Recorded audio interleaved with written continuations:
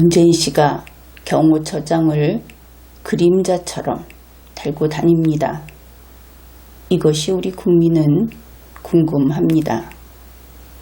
그의 존재가 어떤 의미인지.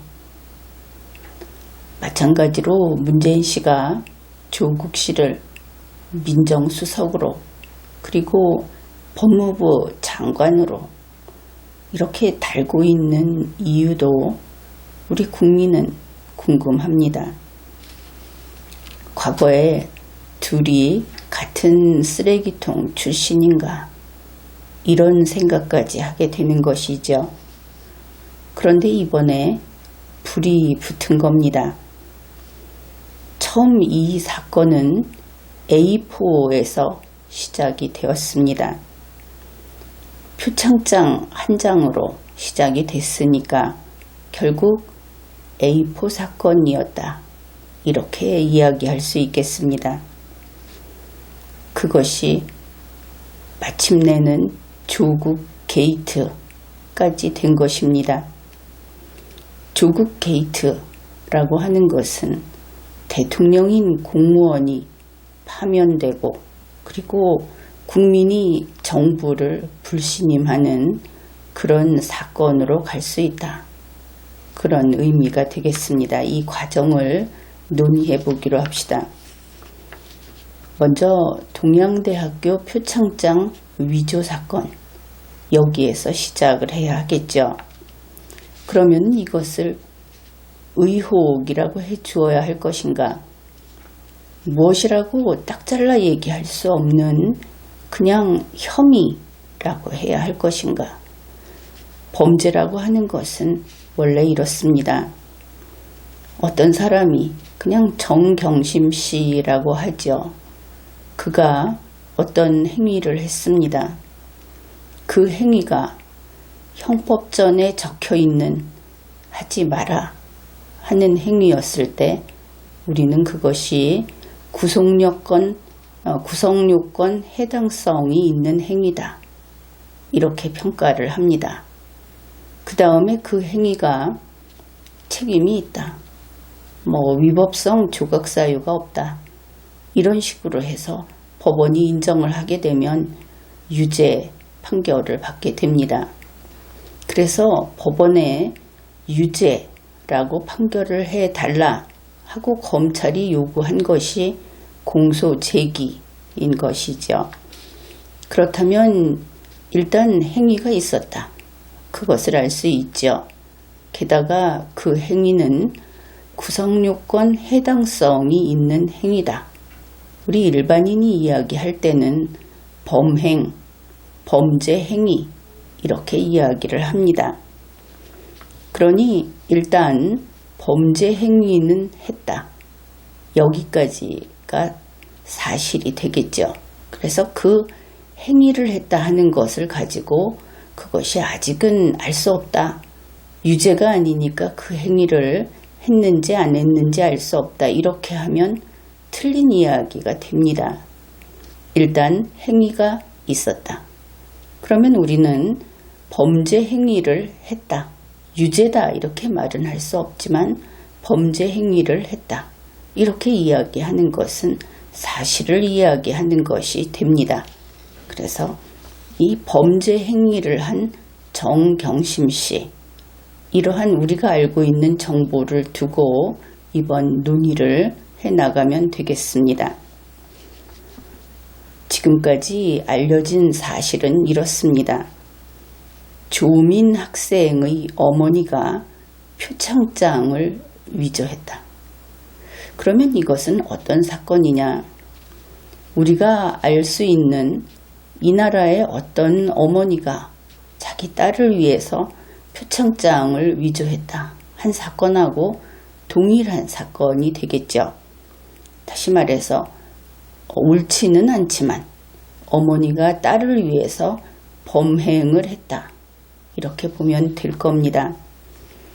그러면 이 사건의 실제는 어떤가? 어느 가정주부가 복사집에 가서 표창장을 만든 것인가? 일반 어머니가 할 수 있는 방법은 그런 방법밖에 없겠죠. 혹은 어떤 업자에게 부탁을 해서 만들었는가. 그런데 이번 사건은 그런 것이 아닙니다. 여기에서 성격이 달라지는 것이죠. 그래서 이 범행의 성격이 무엇인가, 그것을 명확하게 밝혀보기로 합시다. 이번 사건은 동양대학교의 교수가 교수의 권한을 악용해서 표창장을 위조한 사건이다. 지금까지 알려진 사실은 또 이러한 것이 있죠. 그러니 어머니인 가정주부의 범죄가 아니다, 그런 겁니다.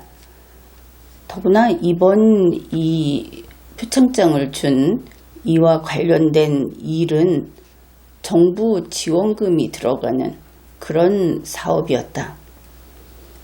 그러니까 정경심 씨는 정부 지원금을 집행하는 교수라고 이해할 수 있습니다.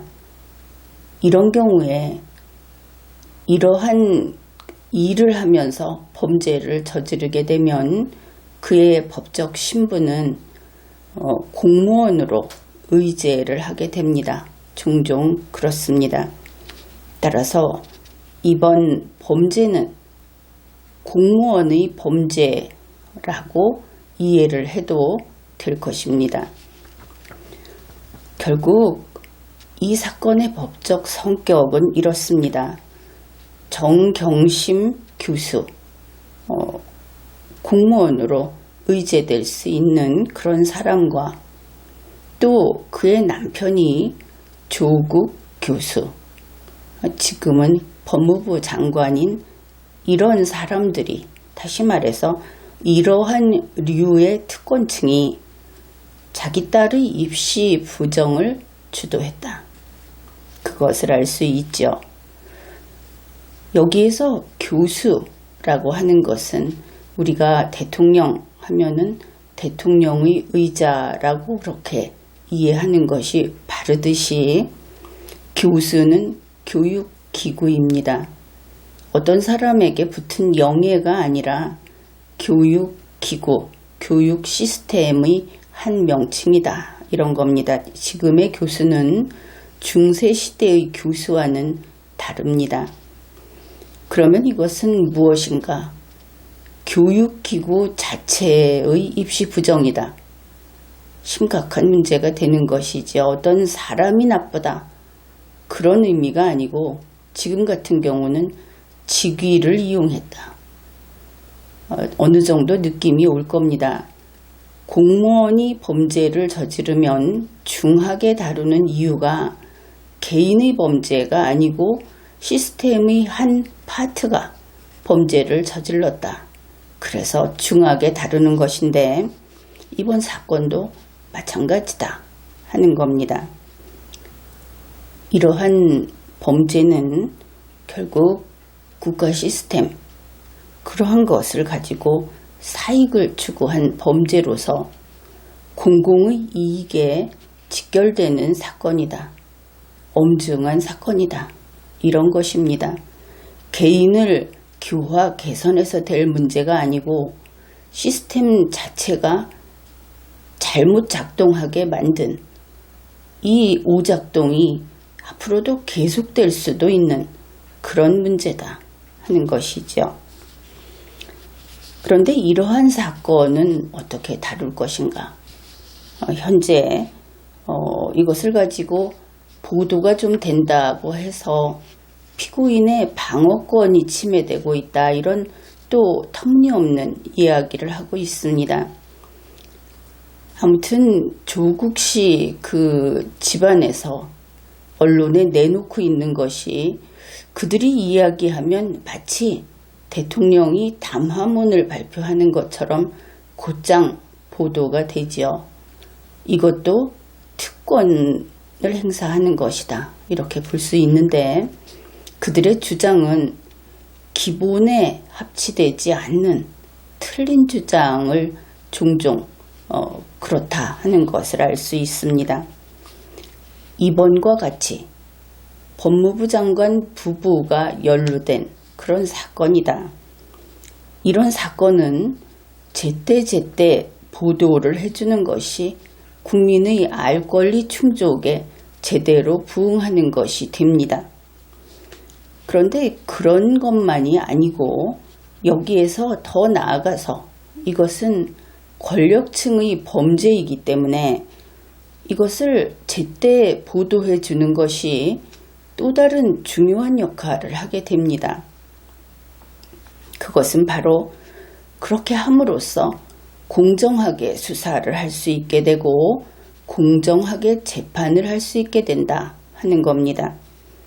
왜냐하면 우리가 다 알고 있다시피 권력층의 범죄는 종종 묻히고 은폐되고 축소되고 그렇게 해서 뒤에서 슬그머니 사라지고 마는 그런 예가 많았기 때문에 그래서 이때 언론이 국민에게 알림으로써 이러한 특권층의 범죄도 일반 국민의 범죄하고 동일하게 법 앞에 평등이 실현되도록 하는 그러한 것입니다.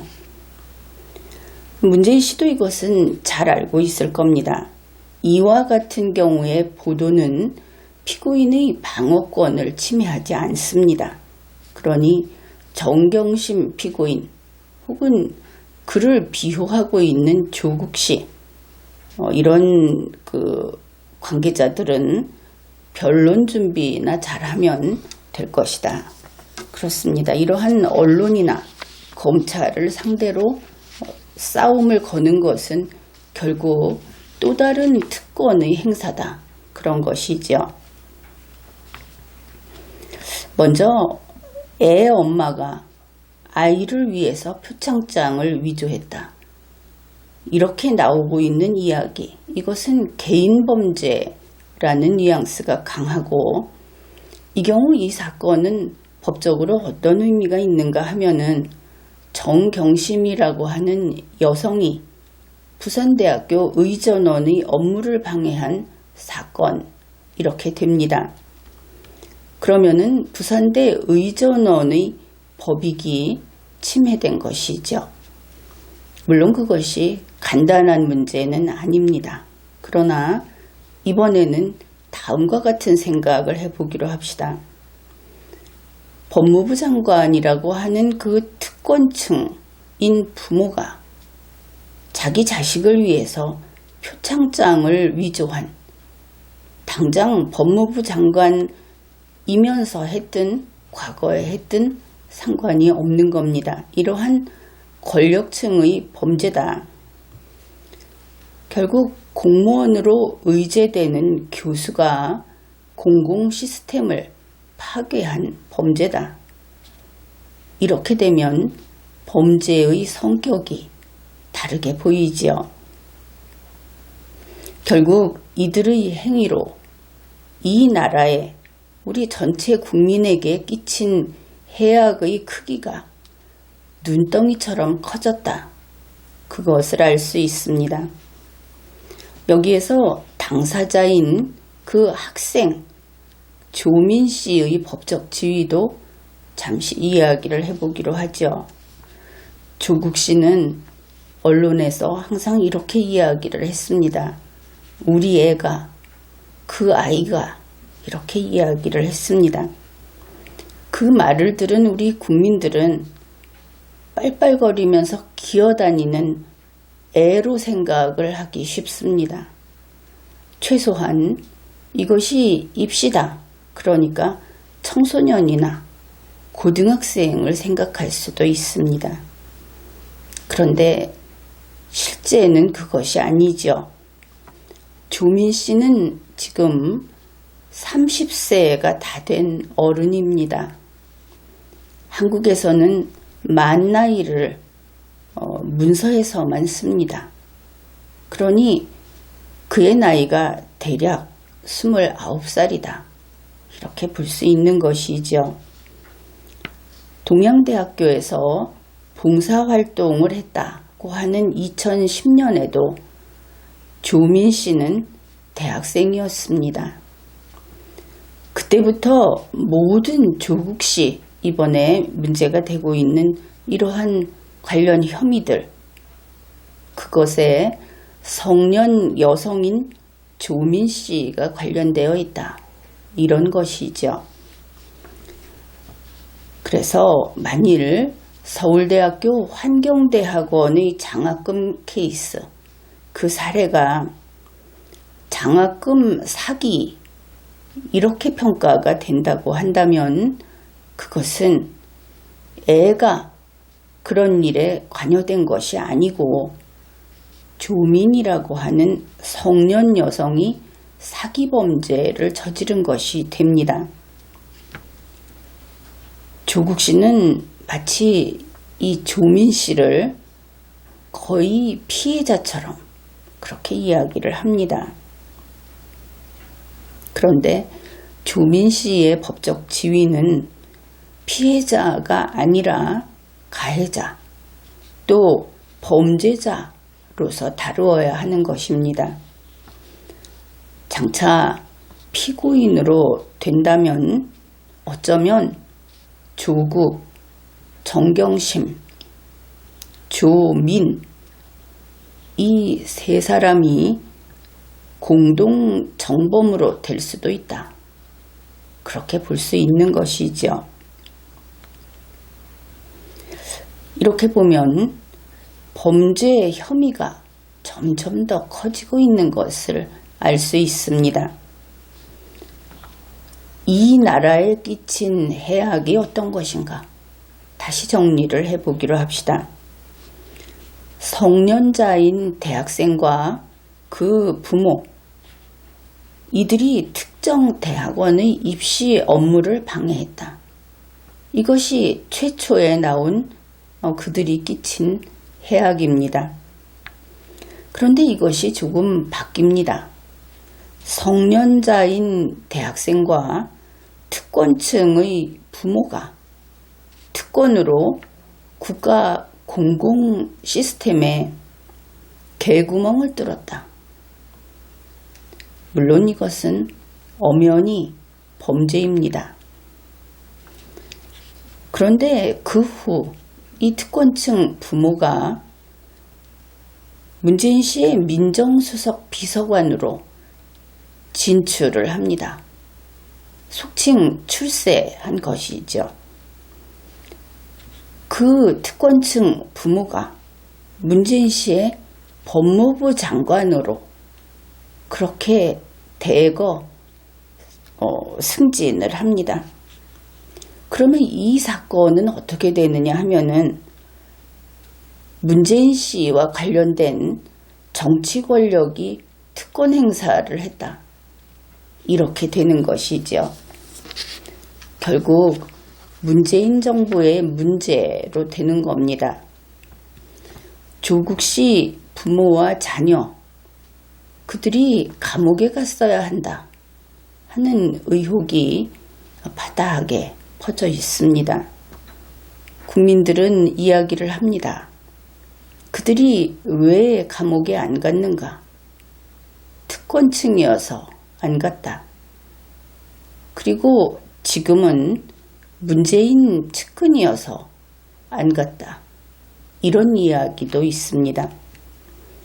조국 씨의 부모, 이제 와서 이야기지만 그 집안, 심지어 오촌까지 감옥에 갔어야 하는 의혹이 있다.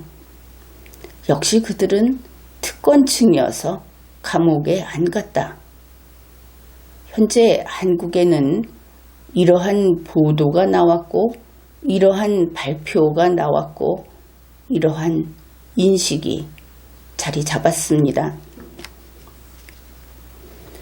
물론 조국 씨로 대표되는 그들 무리가 2019년에 이런 범행을 저질렀다 하는 것은 아닙니다.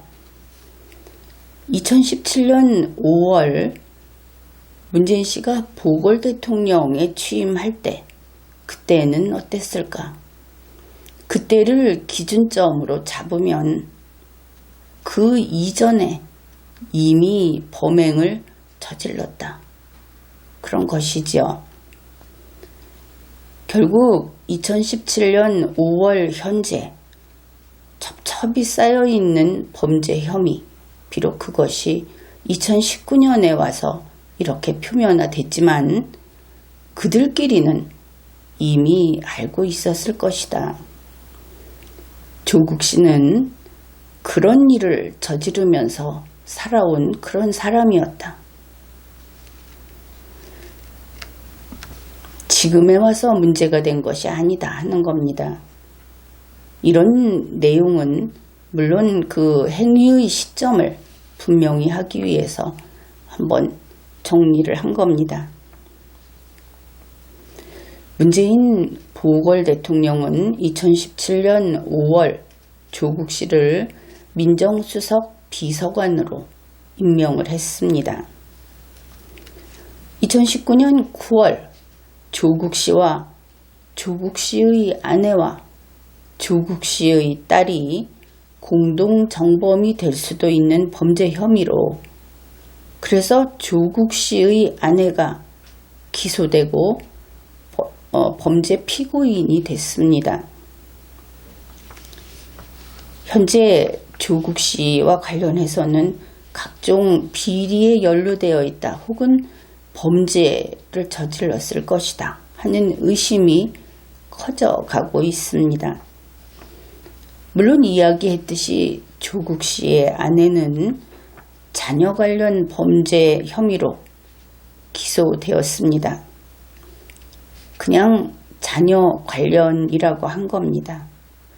그런데 이번에 이러한 입시 부정, 권력형 입시 부정, 이것은 권력형이든 아니든 부모의 책임이지요.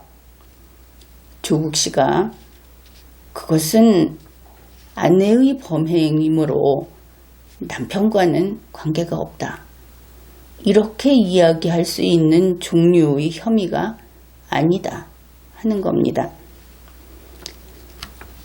우리는 숙명여고 쌍둥이 자매 뉴스라는 것을 알고 있습니다. 그 피고인은 아버지. 그런데 참 이 경우 미성년자인 이 자매들도 피고인입니다. 조국 씨의 경우하고는 대단히 다르죠. 그 예를 갖고 한번 생각을 해봅시다. 피고인은 그냥 아버지일 뿐입니다. 그러면 어머니는 관계가 없겠죠. 그리고 조국 씨의 경우와 동일하게 이 피고인인 아버지는 아직 유죄 확정이 되지 않았습니다.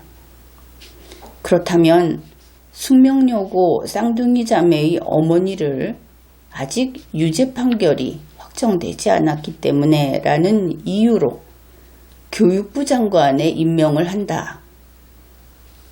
그러면 어떻겠습니까?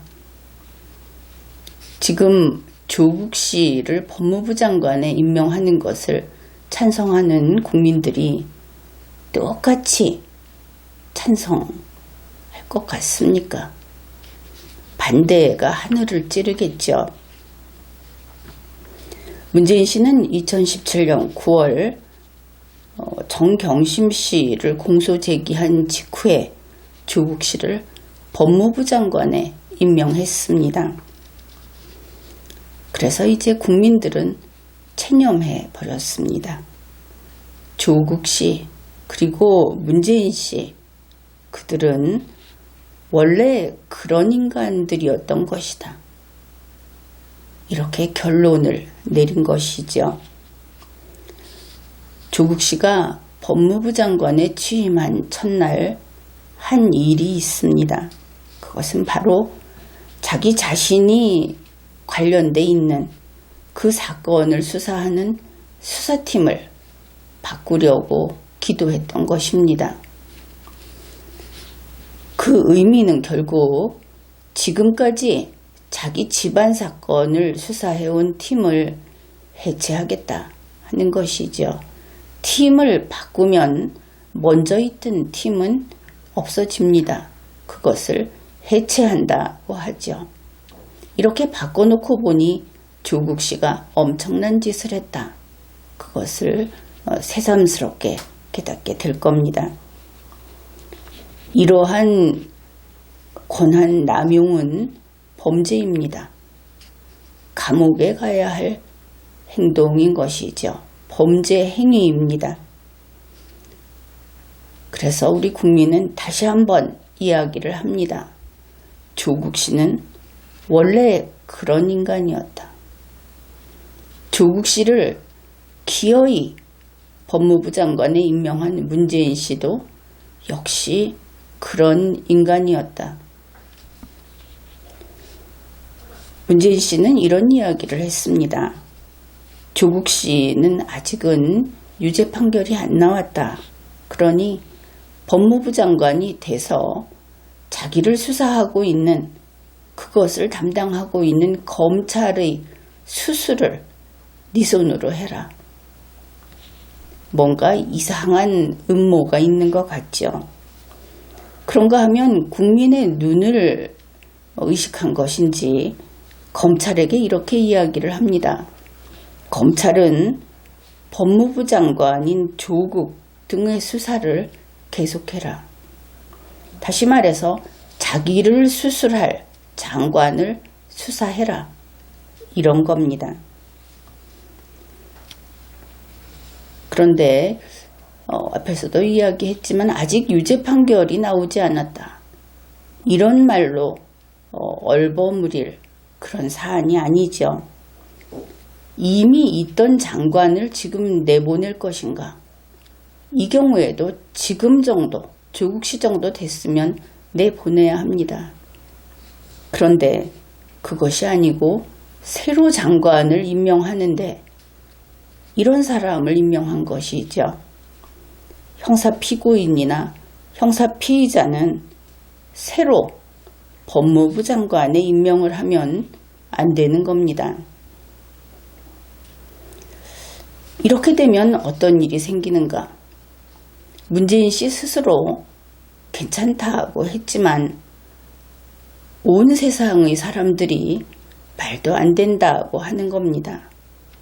대통령인 공무원이 이러한 혐의를 받고 있는 사람, 당장 그의 아내가 부모로서 사실은 공동정범이 아닐까 이렇게 보고 있는 그러한 사건으로 피고인이 되어 있는 상황에서 대통령이 괜찮다고 하고 임명을 하면, 그것도 법무부 장관에 임명을 하면 수사를 하는 사람으로서는 대통령은 유죄라고 믿고 있다. 이렇게 생각 안 하겠죠. 아무래도 유죄든 무죄든 대통령은 무죄라는 결과를 원하고 있다. 이렇게 인식을 할 겁니다. 공소제기한 나머지 혐의에 대해서 수사가 제대로 된다 하고 믿을 국민은 없는 것이고, 또 그것을 담당하는 수사관은 말로 표현할 수 없는 압박을 받고 있는 겁니다. 이것은 당연한 이치라고 하겠습니다. 그러면 그뿐인가? 법원도 마찬가지입니다. 이번에 이러한 결정은 법원의 재판에 관여한 것이 됩니다. 법원에 압력을 행사한 것이죠. 게다가 아직 죄가 아니다라고 말한 것을 플러스라고 하고, 그러면 죄가 없다면 수사할 필요가 없죠. 수사를 계속하라고 한 것이 마이너스라고 한다면 플러스와 마이너스가 같이 있는 것은 플러스는 될 수 없죠. 이것이 합산을 해서 플러스냐 마이너스냐 이런 문제가 아닙니다. 플러스 마이너스 얘가 좋지 않을지 모르겠습니다. 이렇게 봅시다. 죄가 없다 하는 것을 흰색이라고 합시다. 죄가 없지 않다고 하는 것은 무엇이 됐든 그것이 어떤 흔적, 얼룩이라고 합시다. 그러면 이미 두 개가 동시에 양립하려면 흰색의 흔적이 있을 수밖에 없죠. 그것은 흰색이 아닙니다. 완전히 무죄라면 수사하지 말았어야 하는 것이죠. 좀 설명이 부족하다면 여러분이 다시 한번 그림을 그려가면서 풀이를 해보십시오. 이런 식으로 수사를 받게 될지도 모르고 감옥에 갈지도 모르는 사람을 법무부 장관으로 임명해서, 그것도 정부 내에서만 일을 하는 것이 아니고 혁명이다, 개혁이다 하면서 그 수사에 관여를 할 수 있게 해버렸습니다. 사실은 수사 관여는 안 되지만 이미 했죠. 또 반대로 개혁의 대상인 검찰은 개혁을 주도할 법무부 장관을 수사하고 있습니다. 이것을 동시에 하라 하고 의사표시를 하는 문재인 씨. 그는 분명히 공무수행 능력이 없는 것이다. 이렇게 보아야 할 겁니다. 이것이 무슨 뜻인가? 대한민국의 정부 수반이라는 것이 대통령인 공무원의 직위로 되어 있죠. 그 지위로 되어 있죠.